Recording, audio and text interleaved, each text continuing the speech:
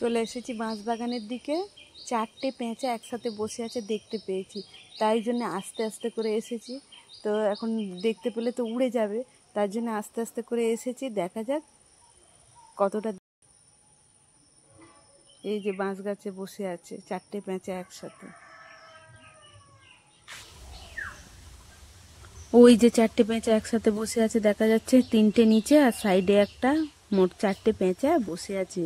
এখন আস্তে আস্তে করে এসেছি দেখবো বলেই।